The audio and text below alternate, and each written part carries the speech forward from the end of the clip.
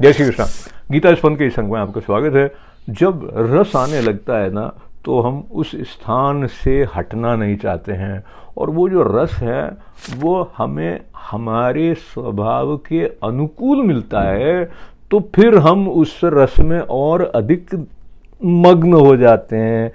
मगर जब हम जिस स्थल से अपरिचित हैं, वो जो अज्ञात है वो हमारे सामने प्रकट हो रहा है, चाहे वो हमारी प्रार्थना से ही हो रहा है, वो करुणा के साथ है, लेकिन जिस रूप में दिख रहा है वो हमारा पहचाना हुआ नहीं है, वो हमें हमारे भीतर एक अज्ञात का जो भय है उसको उत्पन्न कर सकता है। अब ये 20वां जो श्लोक है ना 11वें अध्याय का, तो उसमें अर्जुन जी ने विश्वरूप के दर्शन के निवेदन के बाद में दिव्य चक्षु उनको प्राप्त हैं, पर वो जो देख रहे हैं उससे वो भी घबरा गए। देखिए कैसी बात है यहाँ पे, द्यावा पृथिव्योरिदमन्तरं हि व्याप्तं त्वयेकेन दिशश्च सर्वाः दृष्टाद्भुतं रूपमुग्रं तवेदं लोकत्रयं व्यथितम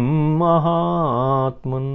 तो तीनों लोग हैं जो व्यथा को प्राप्त हो रहे हैं। क्यों? क्योंकि ये जो अद्भुत उग्र रूप भगवान का है, जो कि सारी दिशाओं को व्याप्त किए हुए है, परिपूर्ण है। स्वर्ग और पृथ्वी के बीच का जो क्षेत्र है वो पूरा इस रूप ने जैसे कि अपना लिया है, तो उनके अलावा कुछ दिख ही नहीं रहा है। लेकिन हमारी आंखें, हमारा जो बोध क्षेत्र है, हमारी जो समझ है, वो एक एक सीमा में, एक एक खंड में वस्तुओं को देखने अपनाने की आदि है।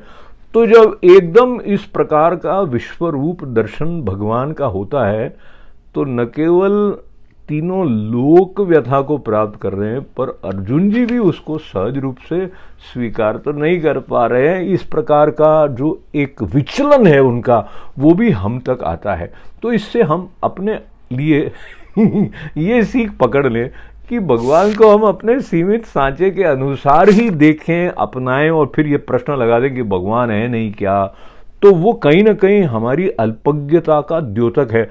तो ज्ञान विहीन न मुक्ति पावे, तो ज्ञान और भक्ति दोनों साथ साथ हैं। भक्ति होती है तो ज्ञान आ जाता है, और ज्ञान है तो श्रद्धा के साथ में भक्ति हमारी बढ़ती जाती है। तो ऐसा हमारे जीवन में घटी। तो ये प्रार्थना भगवान के चरणों में करते हुए आपको बहुत सारा आभार, मंगल कामनाएं और जय श्री कृष्ण।